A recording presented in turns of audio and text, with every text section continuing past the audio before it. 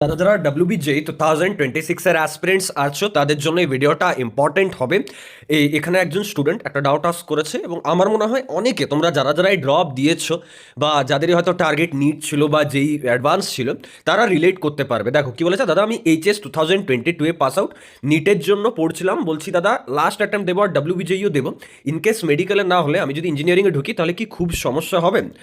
এখানে ফার্স্ট কথা আমি একটা ব্যাপার বলতে চাই যে যাদবপুর যখন তোমরা যাবে, মানে আমি তো প্রায়ই যাই বা আমাদের অনেকেই যারা আর কি টিমে আছে তারা তো ওখান থেকেই বিলং করে, তো আমার রেগুলার যাওয়া আসা থাকে, তো সেখানে আমি তোমাকে বলছি এরকম প্রচুর স্টুডেন্টস আছে না যারা কিন্তু 3-4 বছরের ড্রপার। ওকে, এবার এটা চলে গেলো ইঞ্জিনিয়ারিংয়ের কথা আমি বললাম। এটা ছাড়াও তুমি যখন ফার্মেসিতে যাবে যাদবপুরে, JU ফার্মেসিতে, সেখানেও দেখবে নিটের কিন্তু মানে 90% জনই কিন্তু নিটের ড্রপার।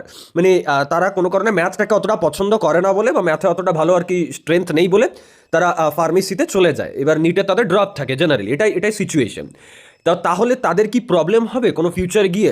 তো এবার আমি তোমাকে একটা কথা বলতে চাই, ভালোভাবে বোঝার চেষ্টা করো। যদি তুমি ইনস্টিটিউট ভালো পাও WBJEE বা JEE দিয়ে পর, মানে after having 3 or 4 years drop, তাহলে কিন্তু সেরকম সমস্যা হয় না।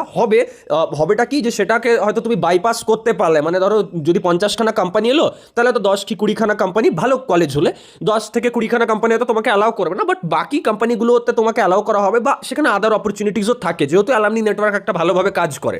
টপ ইনস্টিটিউট মানে আমি JU এই লেভেলের যে কলেজগুলো আছে সেগুলোর কথা বলছি, বা যদি তুমি JEE দিয়ে কোনো প্রিমিয়াম ইনস্টিটিউট পেলে তার কথাও বললাম। কিন্তু ব্যাপার হচ্ছে যে যদি কোনো কারণে তোমার JEE বা WBJEE দিয়ে পর কলেজটা ভালো না এলো, মানে সবার তো ভালো আসে না, ড্রপার তো অনেক স্টুডেন্টস, তো সেখানে কিন্তু খুব মুশকিল হয়। কেন মুশকিল হয়? কারণ 1 বছর 2 বছর নয়, 3-4 বছর ড্রপ। মানে কনসটা কি? কনসটা হচ্ছে এটাই যে যখন তুমি কলেজে এন্ট্রি নেবে, কলেজে ওখানে কিন্তু প্রায় 80খানা কোম্পানি, 100-র মধ্যে 80খানা কোম্পানি তোমাকে ধরে চলতে হবে যে এরা আমাকে কিন্তু অ্যালাউ করবে না প্লেসমেন্টে অন ক্যাম্পাস ডেফিনেটলি। তাহলে আমার কাছে কি অপশন আছে? অপশন কি নেই? আমি কি তাহলে প্লেসমেন্ট পাবো না? একদম পাবে। 2026-এ দাঁড়িয়ে তুমি যদি এরকম ভাবছো যে আমার ইয়ারড্রপের জন্য বা বয়সের জন্য আমি প্লেসমেন্ট পাবো না, তুমি ভুল। মানে 1,00,000টা টেকনিক আছে আর স্টার্ট আপ কোম্পানিজ আছে, বা তাছাড়াও এমন অনেক বাইরের কোম্পানিজ থাকে যারা কিন্তু ওরকম কোনো এলিজিবিলিটি ক্রাইটেরিয়াই রাখে না, যাদের কোনো ক্লাস 10-12 বা ইয়ার ড্রপ এসবের কোনো ক্রাইটেরিয়া থাকে না। সিম্পল ব্যাপার, ওদের স্কিল দরকার। তো সেটার জন্য তোমাকে নিজেকে স্কিলফুল হতে হবে, নলেজ রাখতে হবে, প্রজেক্টস করতে হবে, ট্রেনিংস করতে হবে ডিফারেন্ট জায়গায়, মানে ওটাকে তুমি চাইলে বাইপাস করতে পারো, ইটস আপ টু ইউ। তো সেখানটা যদি তুমি এফোর্ট দাও তাহলে কিন্তু আরামসে তোমার প্লেসমেন্ট হয়ে যাবে, ঠিক আছে? বাট হ্যাঁ, জার্নিটা একটু টাফ হবে। টাফ হবে বলতে কি, মানে সাপোজ ধরো একটা ম্যারাথন দৌড়াচ্ছে, এবার আমার পায়ে প্রবলেম আছে, আমার পায়ে ব্যথা আছে, বা আমার পায়ে হয়তো কিছু জায়গায় লেগেছে, তার জন্য হয়তো আমি অতটা জোরে চলতে পারি না, তো সেখানটাতে আমাকে নিজের মোটিভেশনটা আপ রাখতে হবে, আমাকে একটু বেশি করে প্র্যাকটিস করতে হবে আর 10 জনের থেকে।